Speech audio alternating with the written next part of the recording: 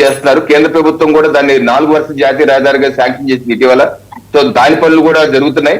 So సంవత్సరంలో అది 4 వర్ష జాతీయ రహదారి వస్తే YCP has raised A political demand అండి, పవన్ కళ్యాణ్ గారిని అరెస్ట్ చేయాలట డిప్యూటీ చీఫ్ మినిస్టర్ గారిని. అంటే ఇంకా అర్థం పడతలేని దిక్కుమాలిన డిమాండ్ అది. ఏంటది? మీకు సిగ్గుచరం ఉందా అసలు? దానికి దీనికి సంబంధం ఏంటి నాకు అర్థం కాదు. ఒక రోడ్డు యాక్సిడెంట్ కి ఈవెంట్ లో ఏం జరిగిందా? ఏమన్నా ఈవెంట్ లో ఏం జరిగిందా? అక్కడ జరిగినటువంటి కాంపౌండ్ వాళ్ళు ఈవెంట్ లో ఏమైనా జరిగిందా? వాళ్ళు అక్కడికి వెళ్ళిపోతూ అక్కడ నుంచి 30-40 కిలోమీటర్ దూరంలో ఒక రోడ్డు ప్రమాదం జరిగితే రోడ్డు ప్రమాదానికి పవన్ కళ్యాణ్ ఇంకా అంటే అది మీకు బుద్ధి జ్ఞానం ఉందా నేను అడుగుతున్నాను. ఇటువంటి డిమాండ్ల వల్ల మీ పార్టీకి మీరు పరిచయం చేసుకుంటారు ఇటువంటి వ్యాఖ్యల వల్ల. చిన్నపురెడ్డి గారు, సిగ్గు, శరం, బుద్ధి, జ్ఞానం ఈ 4 మీ పార్టీకి ఉన్నాయా? నేరుగా అడుగుతున్నారు జనసేన, బీజేపీ.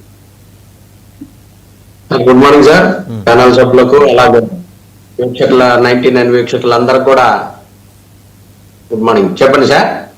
అదే ఇప్పుడు మళ్ళీ 2 సార్లు చెప్పడం బాగోదు కదా. ఆ 4 గురించి అడుగుతున్నారు, ఆ 4ంటి గురించి మీకున్నాయా మీ పార్టీకి అని?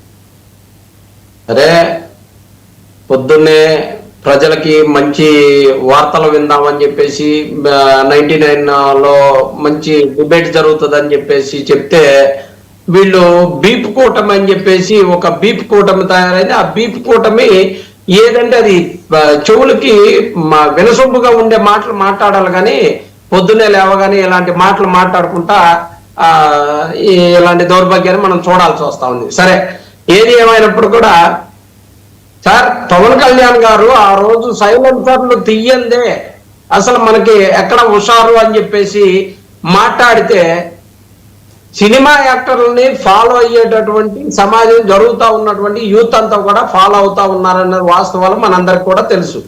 పవన్ కళ్యాణ్ గారిని ఇన్స్పైర్ గా తీసుకొని ఆయన చెప్పిన మాటలు తీసుకొని ఇక ఆ సౌండ్ సైలెన్సర్లు ఓపెన్ చేసిన తర్వాత ఎంత స్పీడ్ గా వెళ్తారో ఏం జరుగుతుందో మనందరికి తెలుసు కదా.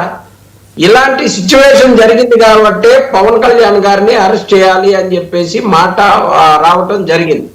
పవన్ కళ్యాణ్ గారు మీటింగ్ పెట్టారు, లేకపోతే ఆ మీటింగ్ వచ్చిపోయారు, దాని గురించి ఎవరు ఏమి అనుకునే పరిస్థితి లేదు.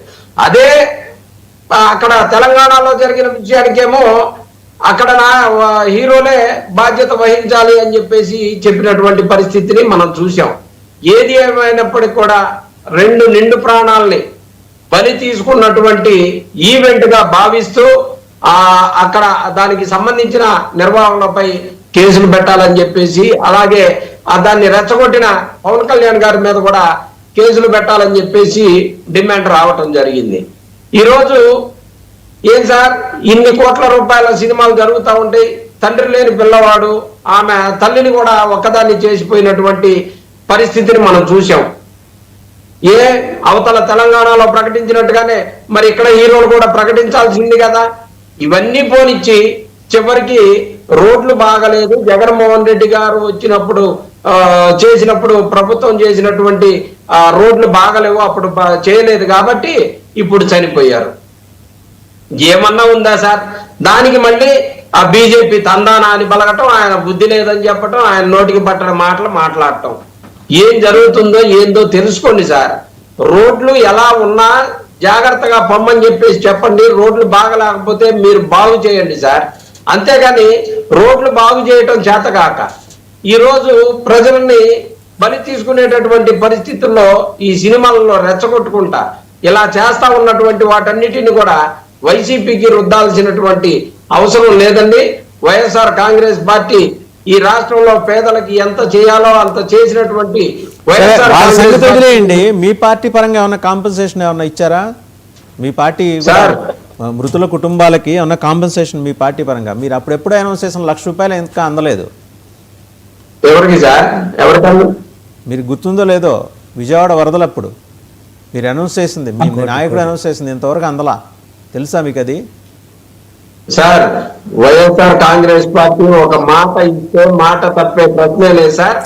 మా కన్నబాబు గారు వెళ్ళారు, పరామర్శించారు. దానికి సంబంధించి పార్టీ ఏం చేయాలో ఆ కుటుంబాలకి ఏదన్నా అధికారిక స్టేట్మెంట్ వచ్చిన తర్వాత దాని మీద స్పందిస్తాం. కానీ ఇది ప్రత్యేకంగా సినీ ఫీల్డ్ దానికి సంబంధించినటువంటి ఈవెంట్ కాబట్టి ఇది సినీ ఫీల్డ్ వారు ఏదో 10 లక్షలు ఇచ్చి 2 కుటుంబాలని సంతోషం పెట్టే విధంగా చేయాలి అనుకుంటే అది కుదిరే ప్రశ్నే కాదు సార్. ఖచ్చితంగా ఆ కుటుంబాలకి కోటి రూపాయలు ప్రకటించి ఖచ్చితంగా ఆ కుటుంబాలకు న్యాయం చేయాలని చెప్పేసి వైఎస్ఆర్ కాంగ్రెస్ పార్టీ డిమాండ్ చేస్తా ఉంది. అది పేద ప్రజల పార్టీలకు అతీతంగా ఎవరైనా కానీ చిన్న పిల్లలు సార్ వాళ్ళు